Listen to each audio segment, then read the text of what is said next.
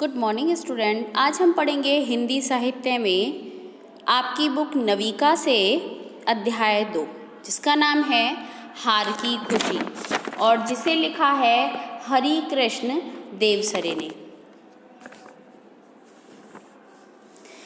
इस कहानी में एक ऐसे बालक के बारे में बताया गया है जो अपनी चंचलता के कारण अपने लक्ष्य से भटक जाता है, किंतु बाद में उसने लक्ष्य प्राप्त किया। पर उसने लक्ष्य प्राप्त कैसे किया, क्या कारण रहा उसके लक्ष्य प्राप्त करने का, ये हम चैप्टर में पढ़कर जानेंगे। देखिए, घड़ी ने 2 बजाए तो मैंने किताब बंद कर दी। एक बार रवि की ओर देखा, वह गहरी नींद में निश्चिंत सो रहा था। रवि को जैसे याद भी नहीं है कि वार्षिक परीक्षा के लिए अब कुछ ही महीने शेष हैं। मैंने बत्ती बुझा दी और रवि के बारे में सोचता रहा। याद आया वह दिन जब रवि की माँ उसे हॉस्टल में भर्ती कराने आई थी। कितनी चिंतित थी वे।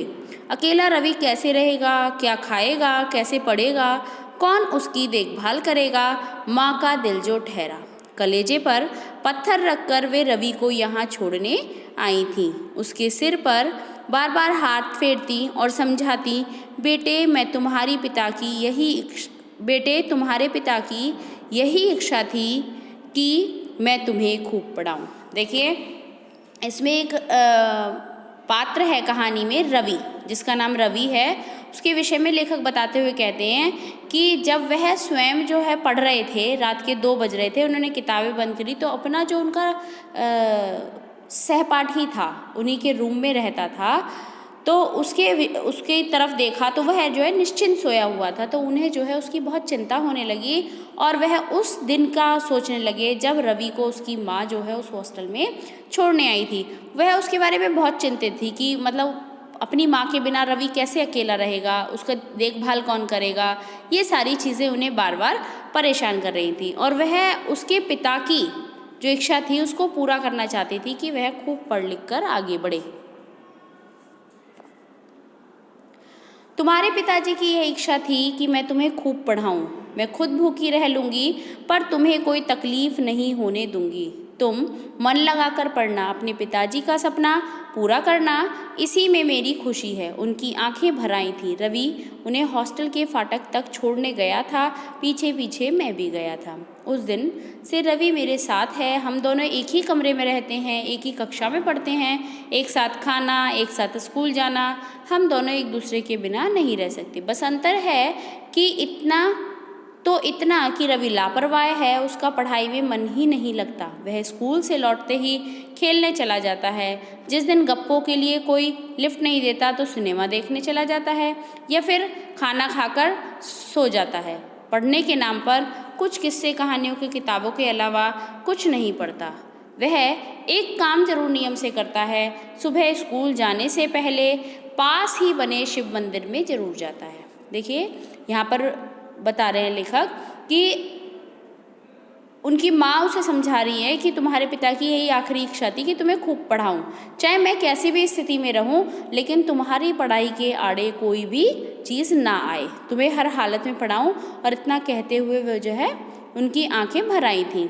जो लेखक है जो कहानी को बता रहा है वही कह रहे हैं कि क्या नाम है, रवि को जो है अपनी माँ को उस दिन हॉस्टल में उन्हें गेट तक छोड़ करने गया था और पीछे पीछे जो लेखक हैं वो बता रहे हैं कहानी, वो भी उनके साथ गया था, रवि के साथ। एक दिन उस दिन से रवि जो है हमेशा लेखक के साथ रहने लगा और हर समय वो उन्हीं के साथ रहता, खाते समय, पढ़ते समय, स्कूल जाते समय। बस दोनों में इतना अंतर था कि रवि बहुत लापरवाह था। उसका पढ़ाई में मन ही नहीं लगता, या तो खेलता या फिर गप्पे हाँकता। जिस दिन गप्पे हाँकने के लिए कोई साथ में नहीं मिलता, गप्पे हाँकना ही नहीं, बातें बनाना, जिस दिन बातें बनाने के लिए कोई साथ में नहीं मिलता तो सिनेमा चला जाता, या फिर नहीं जाता तो खाना खाकर सो जाता, लेकिन पढ़ता कुछ नहीं था। पढ़ने के नाम पर सिर्फ किताब कॉपियाँ, कहानियों की भरी हुई जो रोचक कहानियाँ की किताब होती थी उन्हें पढ़ता था। लेकिन हाँ, एक काम ऐसा था जो रवि नियम से करता था, वह था स्कूल जाने से पहले शिवजी के दर्शन करने जाना।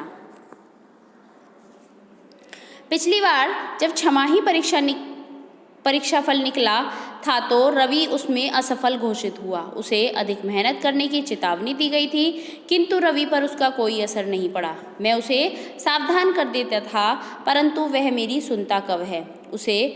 उस रात मैं रवि के बारे में ही सोचता रहा। नींद मेरी उड़ चुकी थी। मन बहुत परेशान था कि उसकी माँ कितने कष्ट उठाकर उसे पढ़ा रही है। और रवि, देखिए यहाँ पर लेखक बता रहे कि जब पिछली बार की परीक्षा हुई, छमाही यानी जिसे आप जो है हाफ ईयरली के नाम से जानते हैं, अर्धवार्षिक परीक्षा का फल निकला, तो उसमें जो है असफल यानी फेल हो गया था, वो अनुत्तीर्ण हो गया था और उसे अधिक मेहनत करने की चेतावनी मिली थी। उसे चुनौती मिली थी स्कूल की तरफ से कि वह जो है अधिक मेहनत करे। उसे आगाह कर दिया गया था इस बात से, लेकिन उस पर कोई फर्क नहीं पड़ा था, कोई असर नहीं पड़ा था।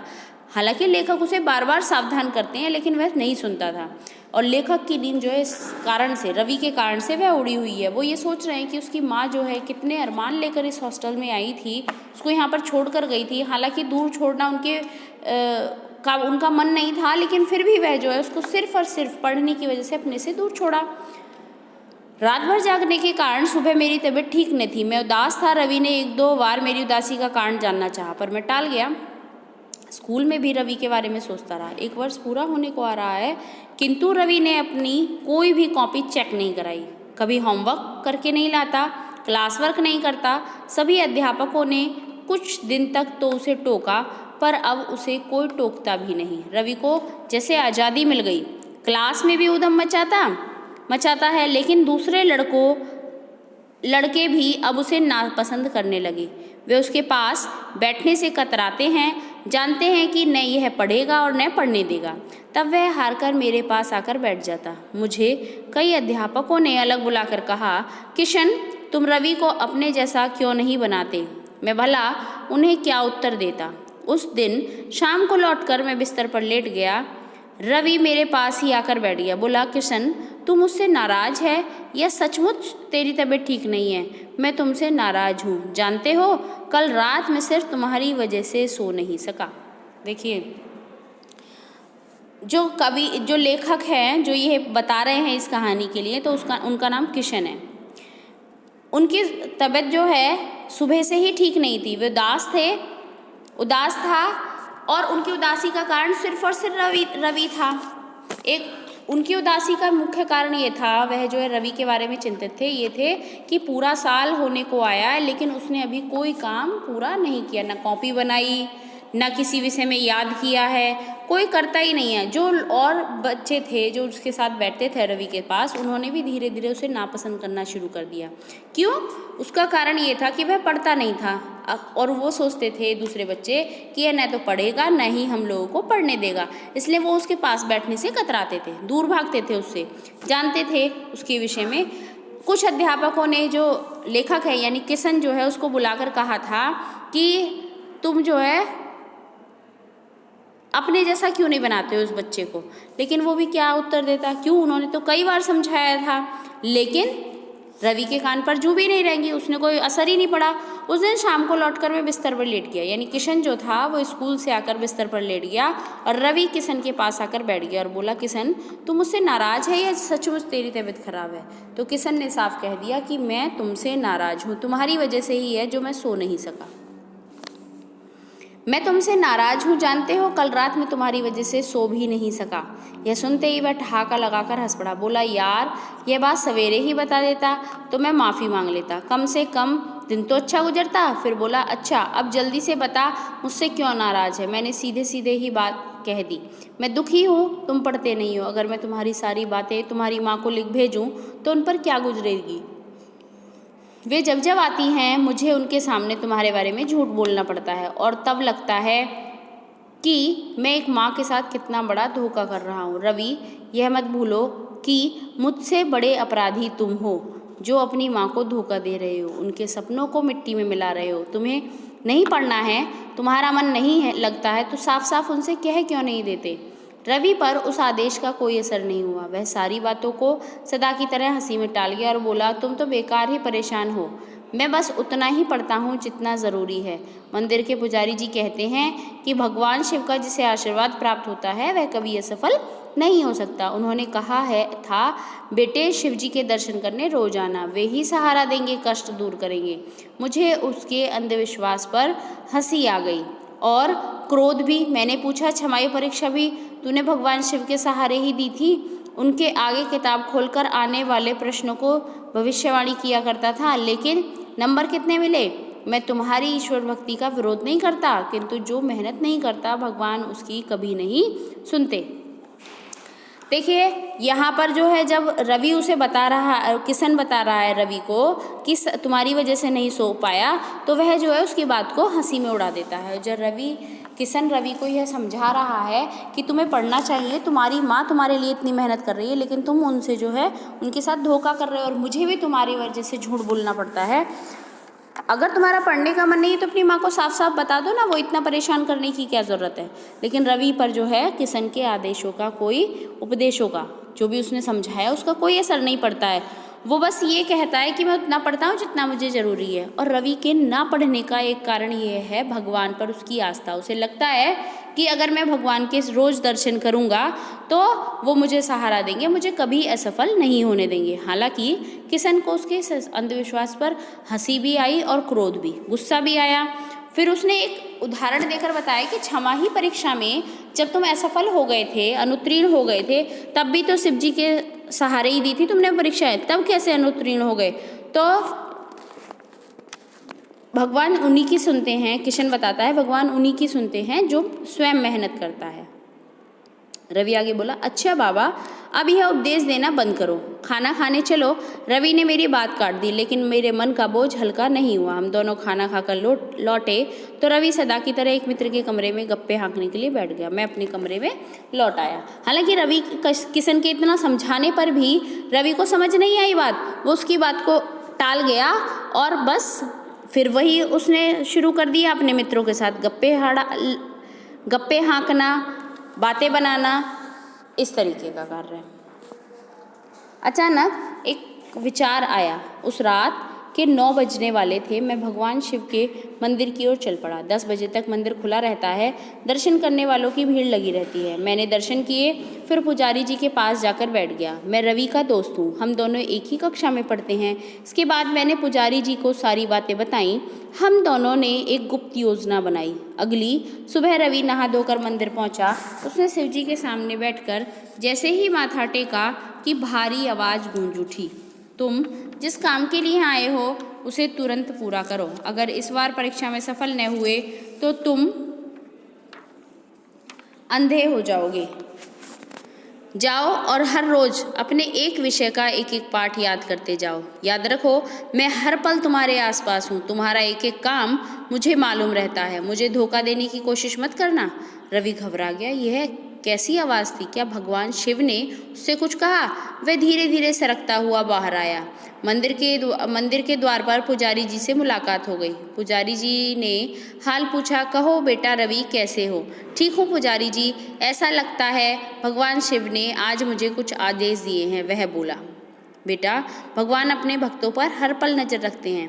फिर भगवान शिव का तो कहना ही क्या, वे भोले शंकर हैं। प्रश्न हो जाएं तो तुम्हें मुँह मांगा वरदान दे दें और नाराज हो जाएं तो तुम्हें भस्म कर सकते हैं।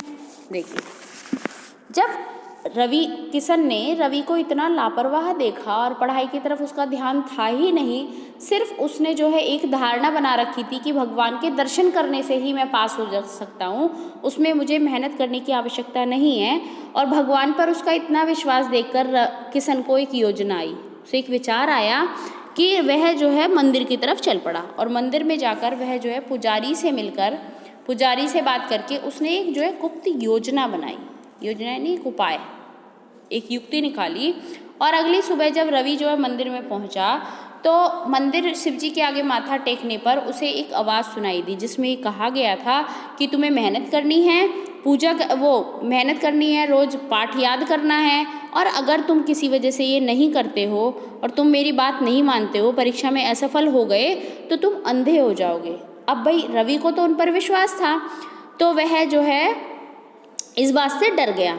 और भगवान ने उससे ये भी कहा कि तुम क्या क्या करते हो मुझे सब मालूम रहता है, मुझे धोखा देने की कोशिश मत करना। तो रवि इस पर घबरा गया और वह जो है वहाँ से चल दिया। पुजारी मिले, पुजारी ने उनका हाल चाल पूछा तो उसने कहा ठीक है, और बताता है कि भगवान शिव ने मुझे कोई आदेश दिया है।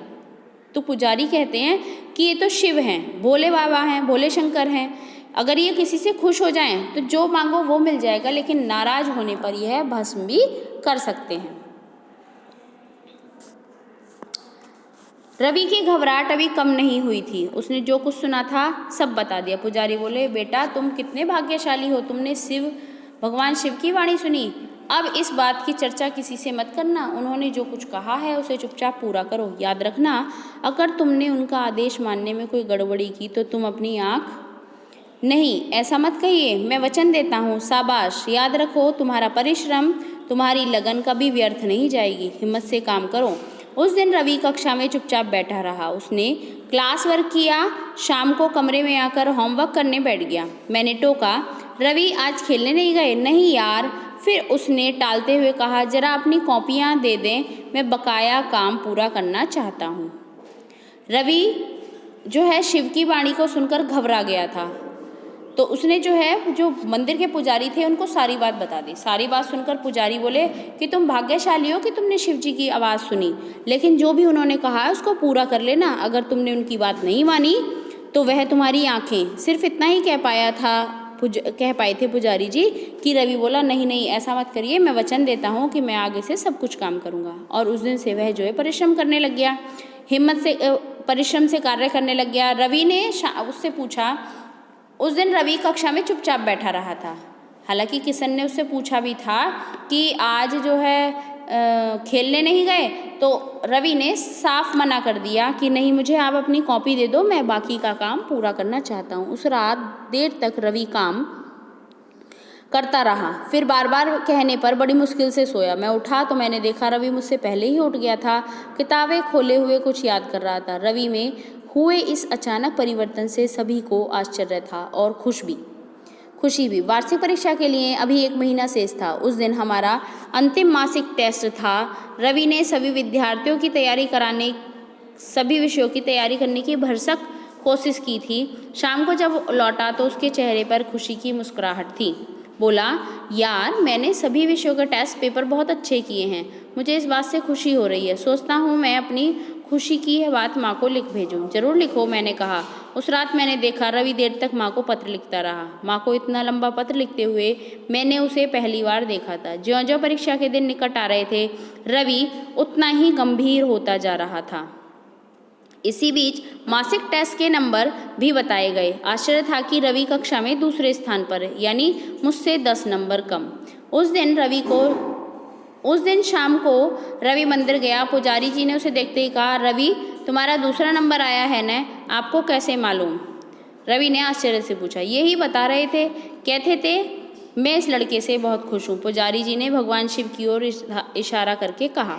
हमारी वार्षिक परीक्षाओं का समय आया। इसके बाद 10 दिन की छुट्टी थी, हमें पिकनिक पर जाना था। वहाँ से लौटकर 30 अप्रैल को परीक्षाफल घोषित होना था और इसके बाद हमें अपने अपने घर जाने की छुट्टी मिलनी थी। परीक्षा के दौरान रवि को देखकर कोई नहीं सोच सकता था कि यह वही लड़का है जो पिछले कुछ दिनों तक एक निहायत लापरवाही, गप्पी और खिलाड़ी लड़का था। समझ नहीं आता कि यह कुछ महीनों तक अचानक परिवर्तन हुआ कैसे, किंतु मैं इस परिवर्तन से बेहद खुश था। इतना खुश कि जी चाहता कि रवि को सारे नाटक की बात बता दूं, किंतु यह सब उसके हित में न था। हम पिकनिक पर गए, खूब मजा लिया। देखिए यहाँ पर जो रवि था वो अब मेहनत करने लग गया और उसकी मेहनत से सब आश्चर्यचकित थे। मासिक टेस्ट हुआ, उसमें भी रवि ने सारे टेस्ट अच्छे किए, तो वह जो है खुशी होकर उसने अपने माँ को एक पत्र लिखा। अब रवि जो है परीक्षा के समय निकट आते आते ही रवि जो है पढ़ाई को लेकर बहुत गंभीर हो गया था और वह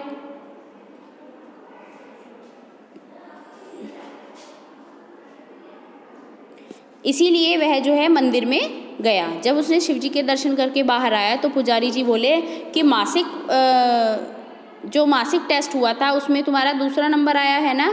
तो रवि आश्चर्य में बोला, तुम्हें कैसे पता? तो उसने कहा, भगवान बता रहे थे। अब उसके बाद लेखक कह रहे हैं कि उसके बाद छुट्टी होनी थी, 10 दिन की, तो वह जो है परीक्षाएं, हमारी परीक्षाओं का समय निकट आ गया। इसके बाद 10 दिन की छुट्टी थी, हमें पिकनिक पर जाना था। लौट कर जो वापस हमें 30 अप्रैल को परीक्षाफल घोषित होना था। तो सब जो है छुट्टी पर चले गए। उनका पिकनिक बहुत अच्छा रहा। कुछ समय के लिए आपको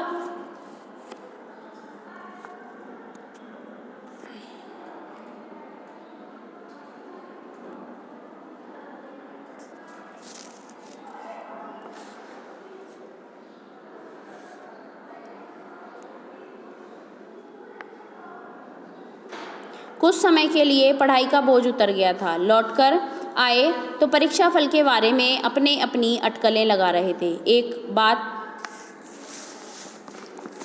बात तो निश्चित ही थी, मुझे प्रथम स्थान मिलना था, इसलिए मैं निश्चिंत था। चिंता थी तो सिर्फ रवि की, उसकी माँ की आशाओं की।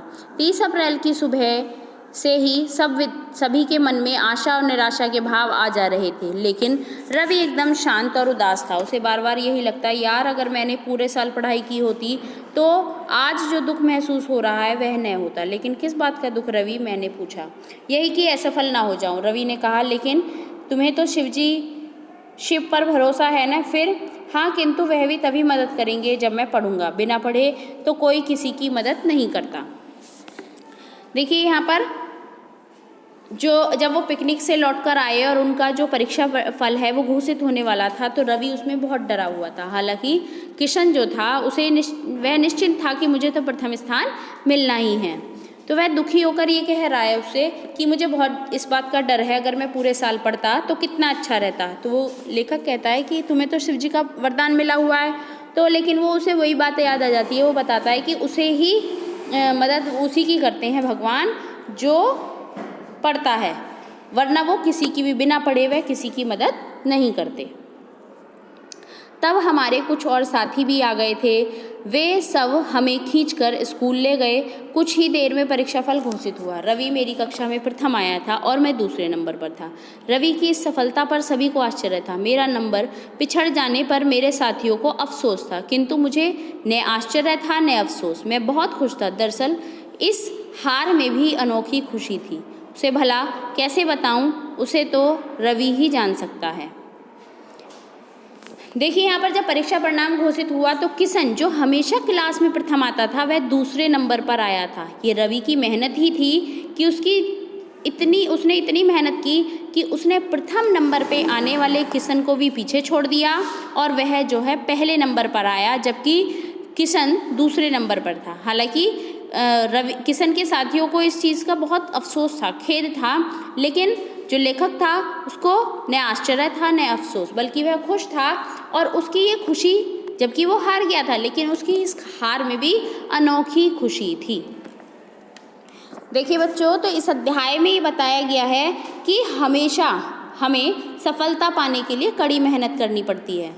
भगवान भी हमारी मदद तभी करते हैं जब हम स्वयं मेहनत करते हैं। अगर हम सारे काम छोड़कर सिर्फ भगवान के भरोसे बैठ जाएं और भगवान की पूजा पाठ में लग जाएं, तो भगवान हमारी मदद कदापि नहीं करेंगे। वो तभी हमारी मदद करेंगे जब हम स्वयं में मेहनत करेंगे, स्वयं पढ़ेंगे।